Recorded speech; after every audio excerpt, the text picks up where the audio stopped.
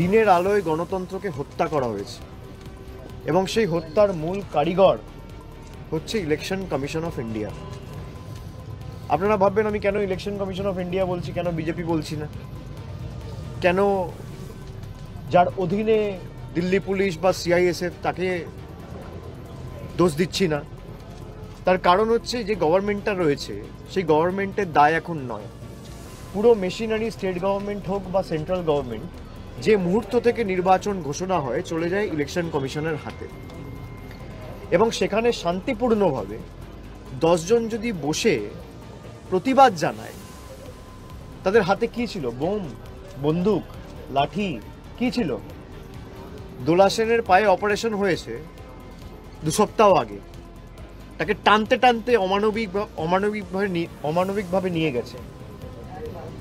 Derek O'Brien 3 বারের রাজ্যসভার সাংসদ, তৃণমূলের রাজ্যসভায় দলনেতা, তাকে চ্যাংদোলা করতে করতে নিয়ে গেছে দিল্লি পুলিশ।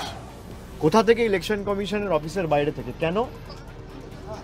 তারা বাংলার মানুষের হয়ে ইলেকশন কমিশনকে অনুরোধ করতে গেছিল যাতে জলপাইগুড়ি, আলিপুরদুয়ারে এই ঘূর্ণিঝড়ের কারণে, প্রাকৃতিক দুর্যোগের কারণে ক্ষতিগ্রস্ত যে পরিবারগুলো রয়েছে সেই পরিবারের বাড়ির কাজ যাতে রাজ্য সরকার শুরু করতে পারে, সেই অ্যাপ্রুভালটা যাতে ইলেকশন কমিশন দেয়।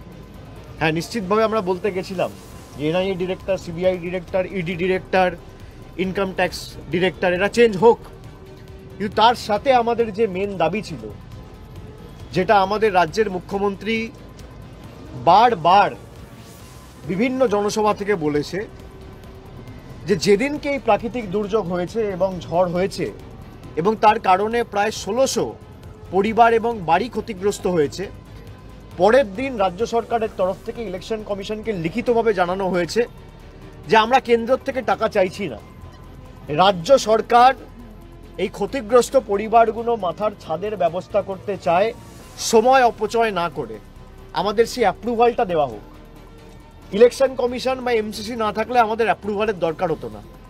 যেহেতু আদর্শ আচরণবিধি চলছে, এমসিসি চলছে, আমাদের এই অ্যাপ্রুভালটা দরকার।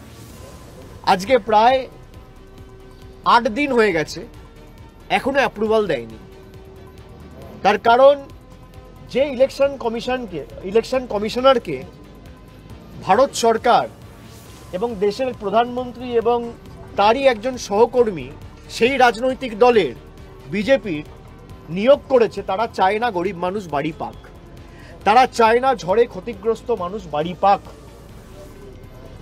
আমাদের দ্বিতীয় দাবি ছিল যে গতকাল আমাদের তরফ থেকে সাংবাদিক বৈঠক করে এসপি এনআইএ ধনরাম সিং এর বিরুদ্ধে আমরা অভিযোগ করেছিলাম যে বিজেপির নেতার সাথে তিনি 26শে মার্চ অর্থাৎ নির্বাচন ঘোষণা হওয়ার 10 দিন পরে তিনি বৈঠক করেছেন এবং গোপনে বৈঠক হয়েছে।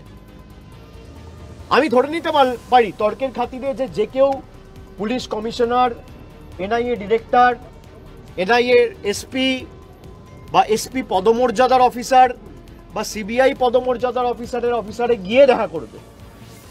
আমরা আজকে রাজভবনে এসেছি, আমরা অ্যাপয়েন্টমেন্ট নিয়ে এসেছি। আপনি তো অফিসে গিয়ে দেখা করবেন, আপনি সময় চেয়ে মেল করবেন, অ্যাপয়েন্টমেন্ট লেটার দেবেন, সে তথ্য কোথায়? আপনি নির্বাচন ঘোষণা হওয়ার পর এসপি এনআইএর বাড়িতে গিয়ে, আমি যদি কালকে এসপি এনআইএর বাড়িতে যেতে চাই ঢুকতে পারবো? এবং আমরা সিসিটিভি ফুটেজ প্রকাশ করব। জিতিন তিওয়ারি যখন ঢুকছে তাকে একজন লোক রিসিভ করছে, যে সেই এসপি এনআইএ ধনরাম সিং এর বাড়িতে কর্তব্যরত কাজ করে, বেরোচ্ছে তাকে ছেড়ে দিচ্ছে নিচ অব্দি। আজকে এই প্রমাণগুলো থাকার পর কেন নির্বাচন commission NIA director, NIA SP কে সরাবে না?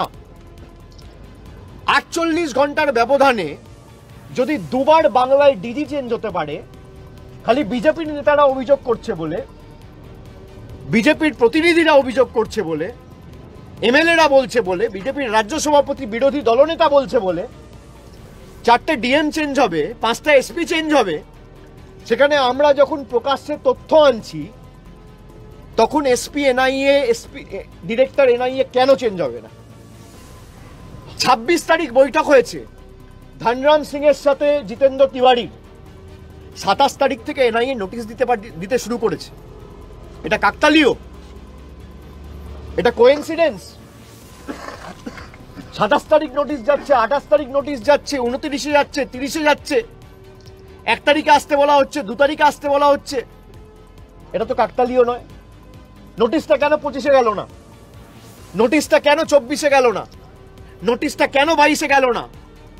আপনার অভিসন্ধি যদি সৎ থাকতো, আপনি যদি সঠিকভাবে তদন্ত প্রক্রিয়া এগিয়ে নিয়ে যেতে চান, তাহলে কেন জিতেন্দ্র তিওয়ারির সাথে মিটিং করার পর নোটিশ যাবে এবং কেন সে এনআইএ ডিরেক্টর চেঞ্জ হবে না? যারা বিজেপির তল্পি বাহক হিসেবে কাজ করছে ইলেকশন কমিশন কেন তাদের বিরুদ্ধে ব্যবস্থা নেবে না? আমাদের অভিযোগ বিজেপির বিরুদ্ধে নয়, আমাদের অভিযোগ ইলেকশন কমিশনের বিরুদ্ধে। ইলেকশন কমিশন বারবার আমাদের প্রতিনিধি দলের প্রতিনিধিরা গিয়ে তাদের সাথে দেখা করেছে, আমাদের বক্তব্য আমরা রেখেছি। আজকে 10 জন প্রতিনিধি দল তারা একই জিনিস বলে এসছে, যা আগেও আমরা বলেছিলাম, অভিযোগ করেছিলাম। আজকে আপনারা তথ্য দেখুন। এসপি এনআইএ ধনরাম সিং এর বাড়ির ভিজিটার্স বুক, তার কপি নিয়ে গিয়ে ইলেকশন কমিশনকে দেওয়া হয়েছে।